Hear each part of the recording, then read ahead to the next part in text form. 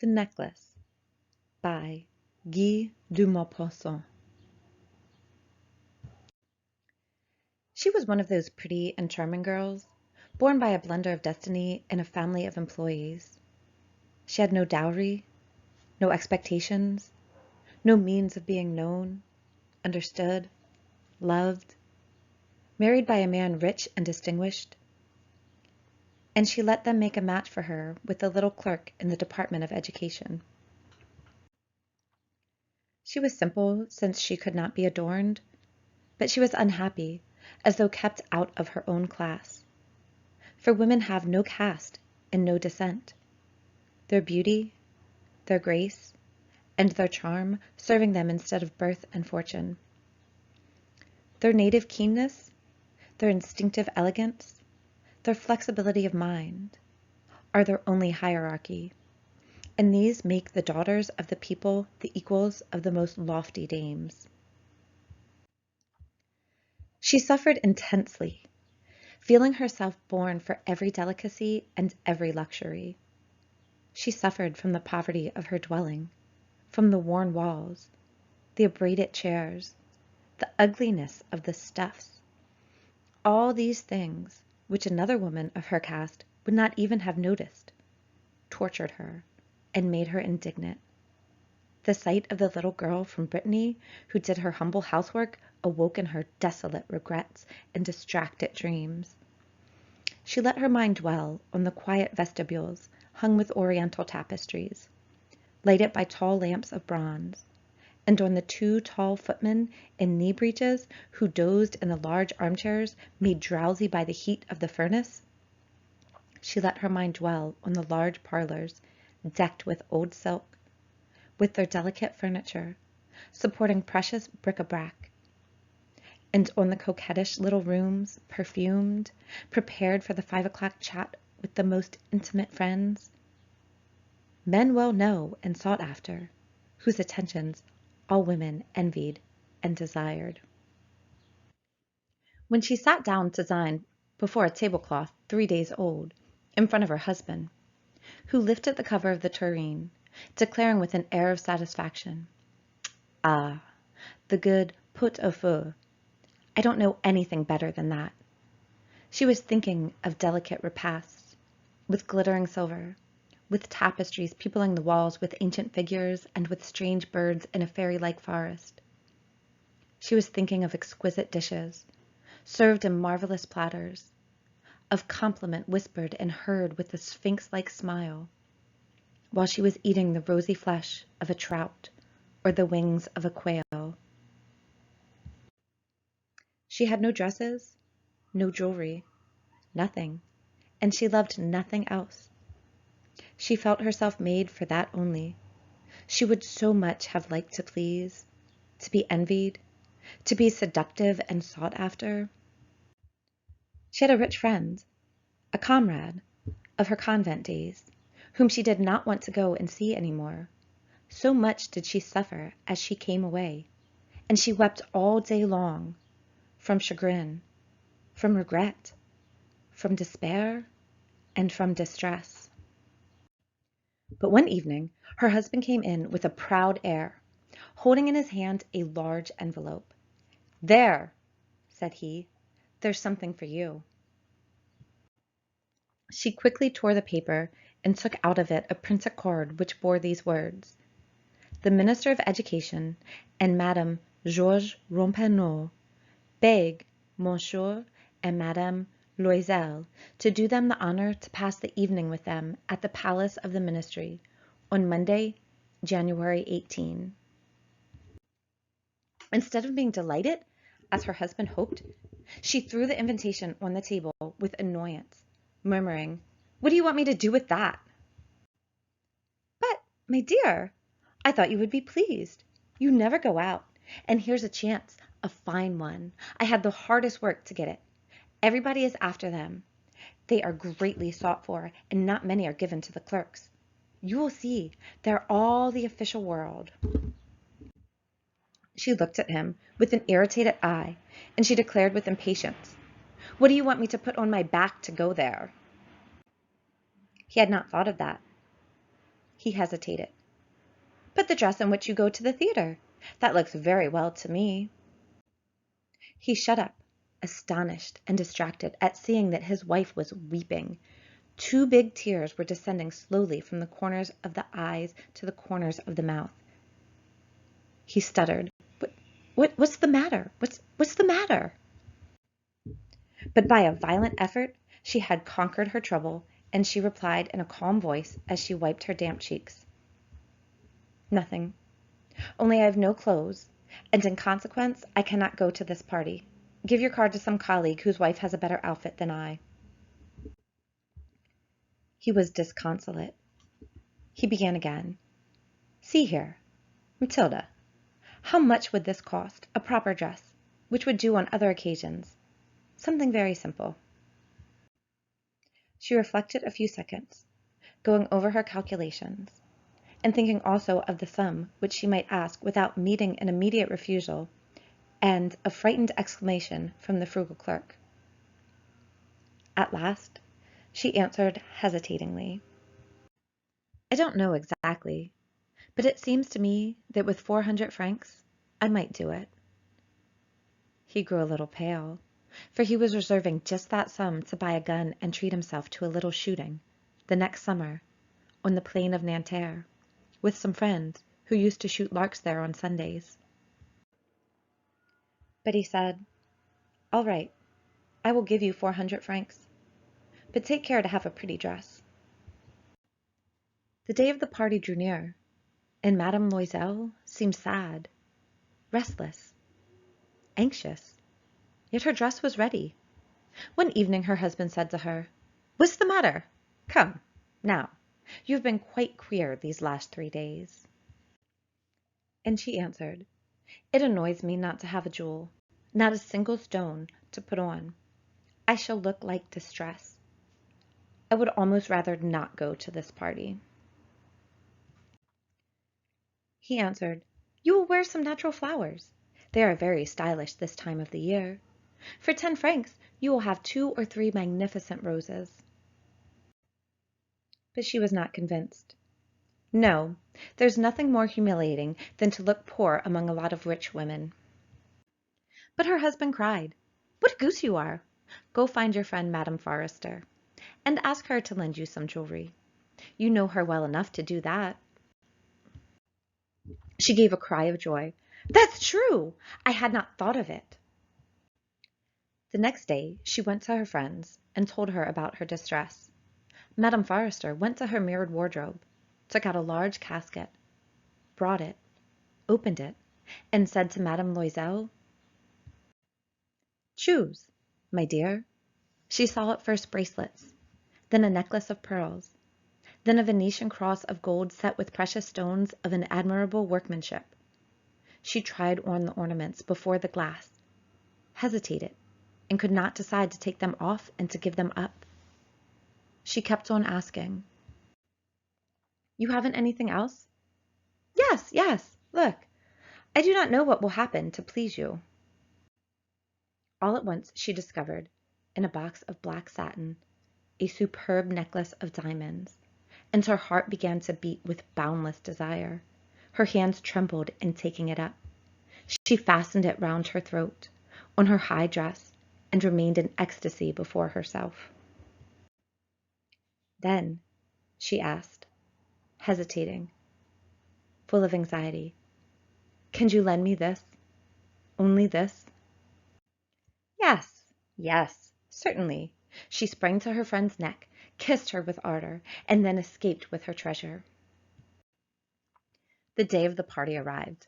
Madame Loisel was a success. She was the prettiest of them all, elegant, gracious, smiling, and mad with joy. All the men were looking at her, inquiring her name, asking to be introduced. All the attachés of the cabinet wanted to dance with her. The minister took notice of her. She danced with delight, with passion, intoxicated with pleasure, thinking of nothing, in the triumph of her beauty, in the glory of her success, in a sort of cloud of happiness made up of all these tributes, of all the admirations, of all these awakened desires, of this victory so complete and so sweet to a woman's heart. She went away about 4 in the morning. Since midnight, her husband has been dozing in a little anteroom with 3 other men whose wives were having a good time. He threw over her shoulders the wraps he had brought to go home in, modest garments of everyday life, the poverty of which was out of keeping with the elegance of the ball dress.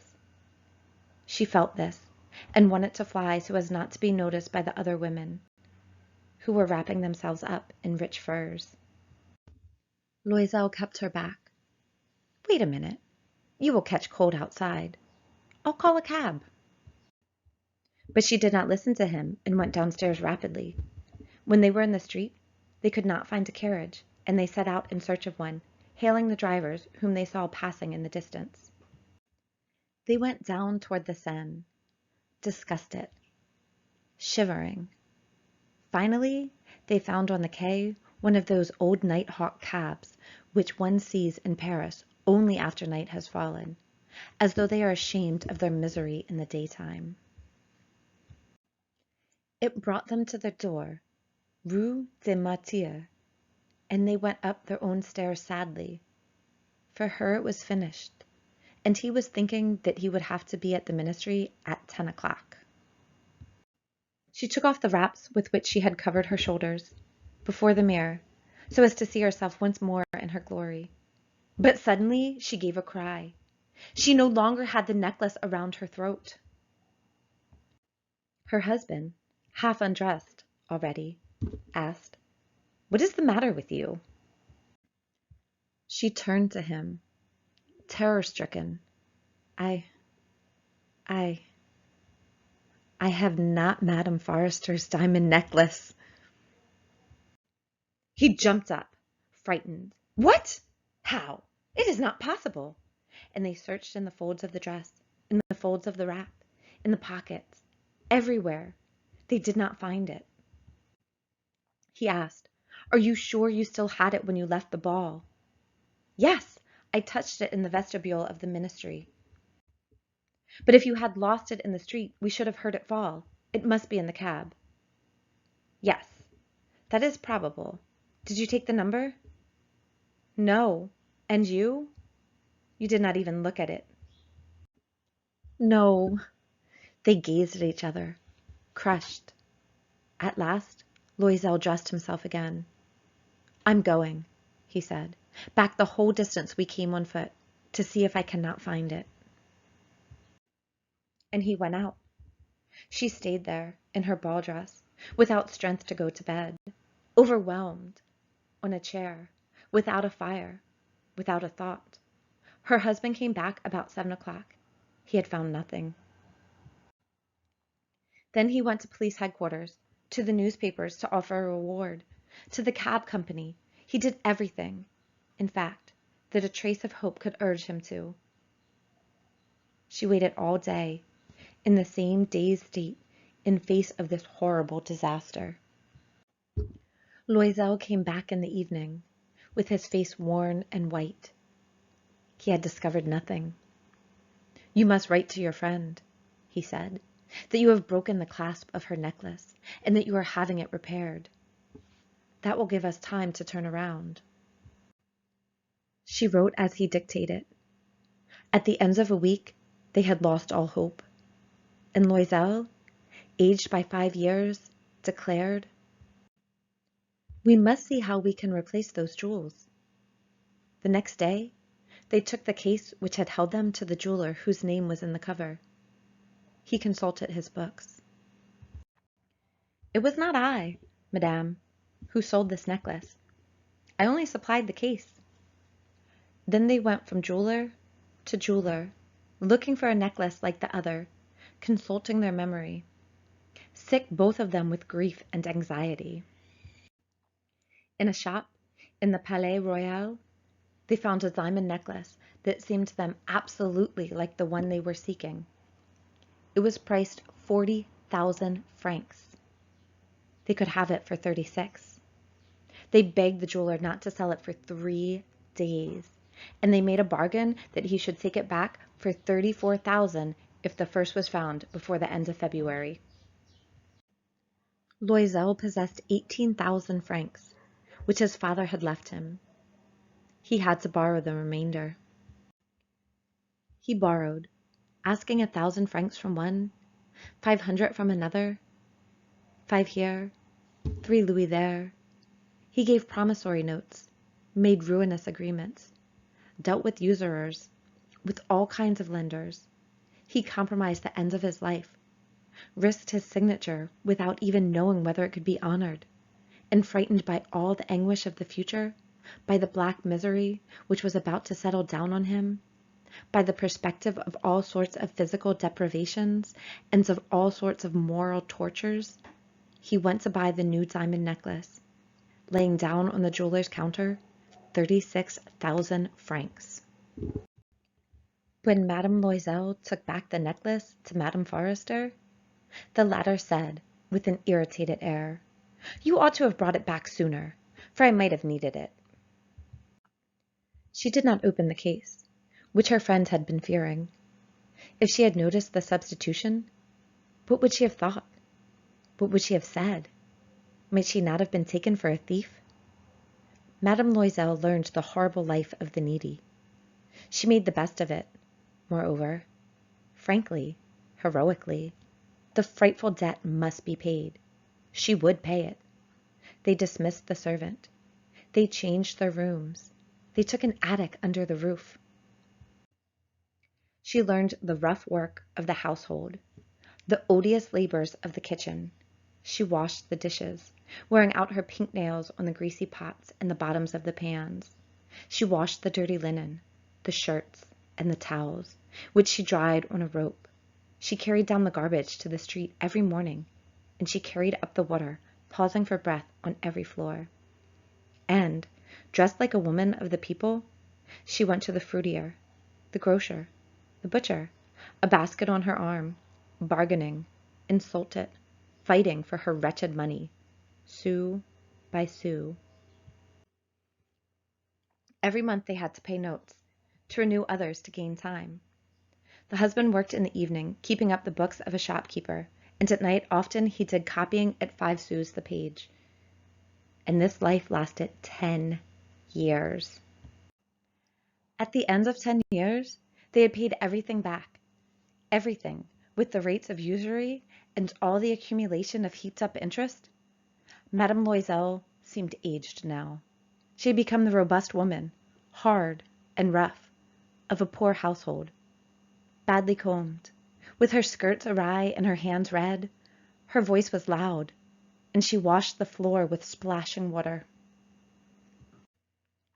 But sometimes, when her husband was at the office, she sat down by the window, and she thought of that evening long ago, of that ball, where she had been so beautiful and so admired.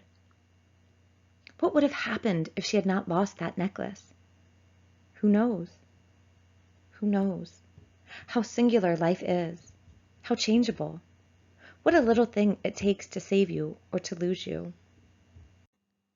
Then, one Sunday, as she was taking a turn in the Champs-Élysées, as a recreation after the labors of the week, she perceived suddenly a woman walking with a child. It was Madame Forrester, still young, still beautiful, still seductive. Madame Loisel felt moved. Should she speak to her? Yes, certainly. And now that she had paid up, she would tell her all. Why not? She drew near. "Good morning, Jeanne."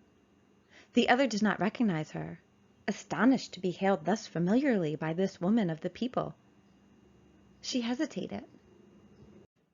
"But, Madame, I don't know.